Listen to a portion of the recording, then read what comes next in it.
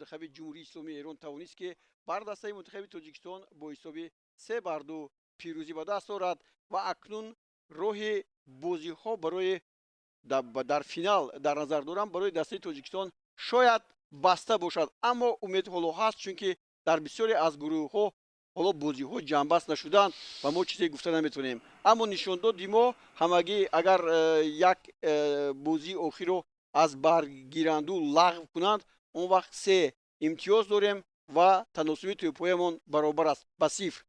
از این بازی که بسیار پرماجرا بود، یک بازی زیبا در حقیقت بود هم برای مخلصان، چون که آنها تا انجامی حالا که بازی به انجام رسید از میدان نرفتند، ولی بازی بسیار هم به بخت ما خوب نآمد. امکانات های زیادی فراوان گلزنی بودند ولی ما آنها را استفاده نبردیم. خب اینک باز انور میرزایف با ما هستند. شما چرا ما باید دادیم؟ چرا بود دادیم؟ من یک بار میگویم که دسته ایران قدر مستحکم نیست، پرقوت نبود. ما 3 گلی که به دروازه ما دادن در قسم اولی بازی از حساب خطاگی خودمون بود. در یکم حالت محافظتگری ما خطا کرد، دوم حالت باز محافظتگری ما خطا کرد، سوم حالت در مرکز توپ رو ما بود دادیم و بعد از حالت استانداردی به دروازه ما گل شد. از همین حساب 3 گل به دروازه خود خوردیم از حساب خودمون، از حساب خطاگی خودمون. محافظتگران ما دو نفرش نسبتا سست‌تر بازی کردند. در قسم دومی بازی بعد از آنکه دو نفر رو عوض کردن و فکر در آن بود که یک بار بازی ما خوبتر میشد، اما از حساب در آمدن حسین نورماتوف حسین کمتر به نسبتا خوبتر شد در محافظت، اما دلیر باز یک بار دیگر نشون داد که در سطح مسابقه بین المللی از حساب نداشتن تجربه کافی او تیار نیست به این بازی ها و ما دیدیم که در اول در آمدنش خیلی هم خطایی بسیار کرد، یک چند توپ رو در حالت های بسیار ساده گم کرد و از این حالات کمتر یک خجالت هم شد از حسابت مخلصان که اون نتوانست که بازی که در چمپیونات تاجیکستان نشان میدهد در این بازی ها نشان دهد. و باز در طرف راست در وقتی که همچون نیم موزگر شرافجان سولیف در آمد، تماما با بازی ندار آمد، تماما یگان کاری منفیت آور برای دست نکرد، بسیار خطاهای زیاد کرد. در این حالت در وقتی که ما با حساب 3-2 باخته ایستادیم، در این حالت باید همه بچه‌ها بی خطا بازی کنند و توپ رو تیزتر به قسم پیش پرتایند و هجوم رسا کنند. اما شرافجان در حالت‌های بسیار ساده توپ رو گم کرد. یک چند حالت‌های بود که باید ما از مرکز هجوم رو سر می‌کردیم، او توپ رو به حریفان داد و این با اون آورده است که در حالت‌های درکاری یک چند دقیقه ضرور برای ما رو گم کردیم. از همین حالت من گفتم میتونم که عوض نمودن بازیکن در قسم دوم با نفع ما نشد، یعنی که به ضرر ما شد، نه اونقدر اونها یاری رسوندن. در حقیقت دوستان گرامی در این واقعه قهرمانی اساسی یاسین سلمانی کاپیتان دسته منتخب ایران گردید که به دروازه دسته منتخب تاجیکستان 3 توپ زد. در حقیقت گل اولینه که او زد این ایبی نایب جان ابراهیم زاده بود، از نزد پایش توپ رو گرفت. بسیار یک حالت خوب بود که باید به پیش میزد اما این کار رو نکرد. گل دوم هم همین طور ما خودمون خطا کردیم طور انور جان گفتن، اما پیش از وخوری ما با شما وقتی که صحبت کردیم گفتیم که از پسی احتیاطی اونایی که به میدان میآیند آماده هستند و با غلبه نایل میشویم. چی شد؟ من فکر دارم که آنها با کلمه روسی هم گذاریم پیریگارید میگویند، آنها کمتر از حساب منتظرات همین بازی کمتر سوختن، یک زیادتر فکر کردن نسبت همین بازی چه خیر من بازی کنم، چه خیر با هنرنمایی کنم. از همین حساب وقتی که به میدان برآمدن آنها خود را گم کردن. همین سببش این است، برای اینکه آنها چندین سال در چمپیونات تاجیکستان در لیگ عالی بازی میکنند و این خطایی که آنها در این بازی کردن این خطای کودکانه است. و دوم من گفتنی هستم که معلوم است که سرمربی و مربیانی که یاور سرمربی دسته ایران هستند بازی ما رو بسیار خوب آموختند. آنها میدونستند که نعیم جان در حالت‌های درکاری با فریب مشغول می شود، در این حالت توپ رو دزدیده با دروازه ما گل زدن. آنها میدونستند که منوچه سفرов زیاد با هجوم میگذارد، آنها رقم 16 رو در همین کنج مونده فقط با او میپافتند و او با هجوم میگذاشت، یعنی که یک باره همه بازی ما رو آنها بسیار خوب آموختند و در حالت‌های در قسم اول بازی با ما بسیار مشکل بود. از حساب همین بود که آنها بسیار گل‌های تیز زدند، از حساب خطاگی ما. من گفتم نمیتونم که بچه‌های ما дар ҳолате ки ба дарвозаи мо гол заданд, онҳо аз худашон хато карданд. Не, инро ҳариф маҷбур кард моро ки мо ҳамин хел хато кунем.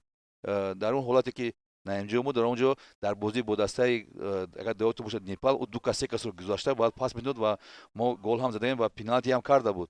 Инро онҳо диданд ва ба хулоса омаданд ки ӯро истифода бурданд ва ҳамин хелам шуд ки вақте ки дар маркази майдон, дар вақте ки мо дар муҳофизат ҳастем, дар ҷое ки тӯбро ба пеш партояд ки ба аут партояд, ӯ хост ки ҳарифи худро фиреб кунанд ва инҷо тӯбро аз ӯ дуздиданд ва ба дарвоза гол заданд.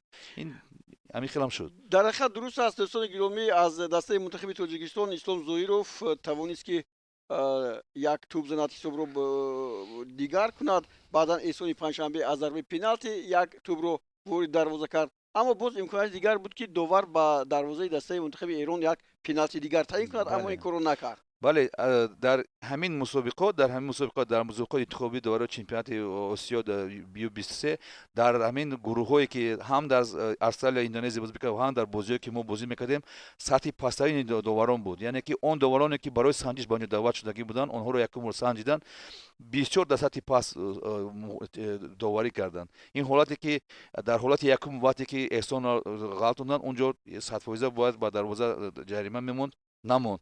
Баъдтар он ҳолати дуюмро монд ва сеюм ҳолат дар вақте ки муҳофизатгар бо дасташ тӯбро гардонд. Ягон дигар мисол бисёр вақт аст ки трактовка метиҳанд ҳамин чиза ки мисол ин хел қолони навқати ин хел мумкин нест, ин аз пояш хез, аз дасташ хез. Ин ҷо ягон боҳонаам шудан мумкин набуд.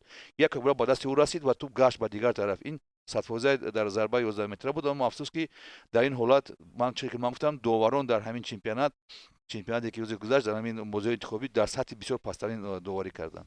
ба ҳар навъ дӯстони гиромӣ, дар ин вохӯрӣ дастаи мунтахаби Эрон 6 зарбаи кунҷӣ ба сӯи дарвозаи мо зад, дар ҳоле ки мо ҳамагӣ 3 зарбаи кунҷӣ задем, аммо зарбаҳое ки стандартӣ буданд, мо ягонтои онро истифода бурда натавонистем. Ба ин нигоҳ накарда, футболбозони дастаи мунтахаби Эрон аз нигоҳи суръат аз футболбозони мо холи беҳтаранд дар нимаи аввал, аммо дар нимаи дуюм мо пурра рафти бозиро дар ихтиёри худ қарор додем, аммо набуд шахсе ки зарба занад. Баъдан ба назари шумо чунин намерасад ки бисёрии хатоҳо маҳз аз ҳамин маҳорати фардии худи бозигарон буд? Масалан, мегузарем мегӯянд наметавонанд, пас мебинед ки он бозигарони босуръати Эрон ба сӯи дарвозаи мо аллакай наздик шуданд.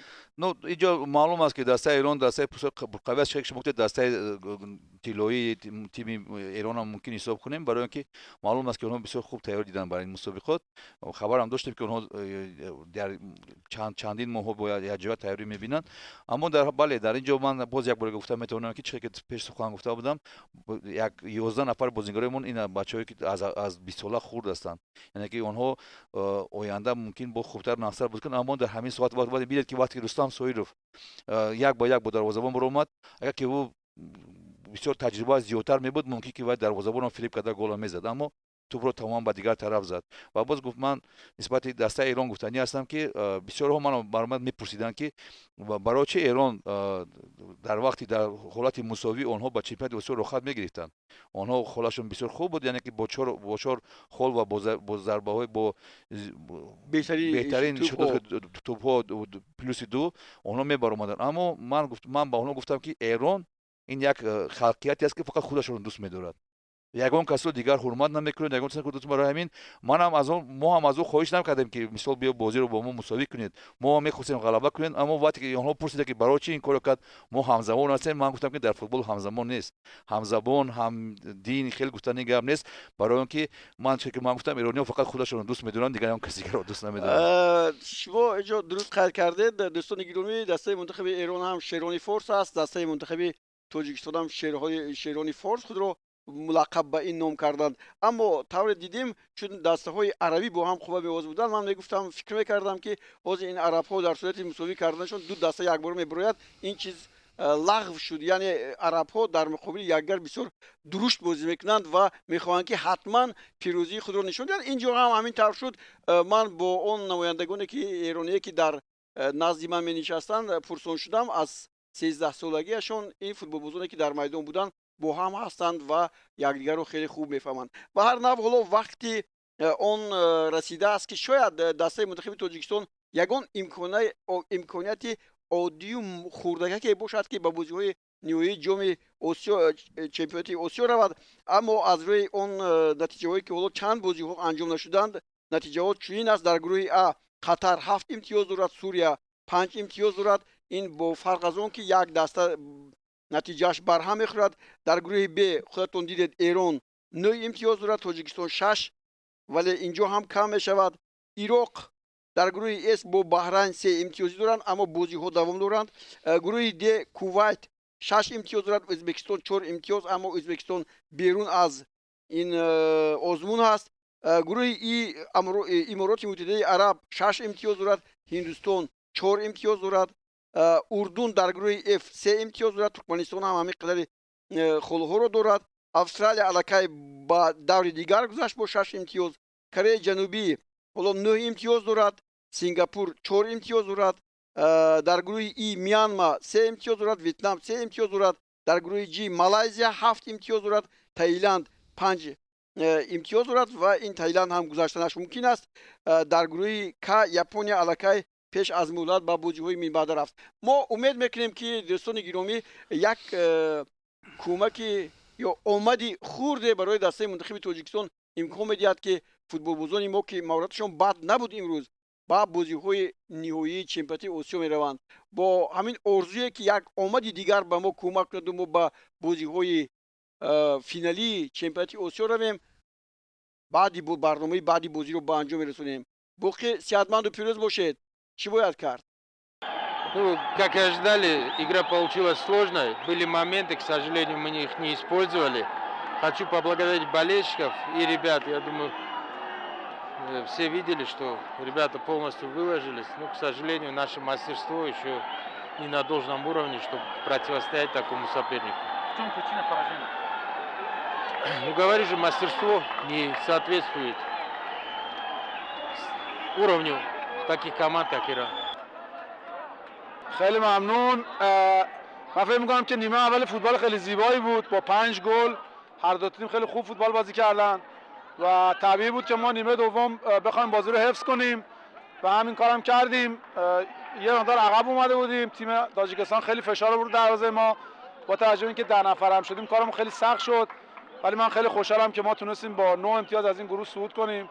ولی باید به فوتبال تاجیکستان هم تبریک بگم، تیم خیلی خوبی بود، واقعا تیم با برنامه‌ای بود، ولی حیف شد دیگه. حالا ما باید حتما این 9 امتیاز رو می‌گرفتیم که گرفتیم.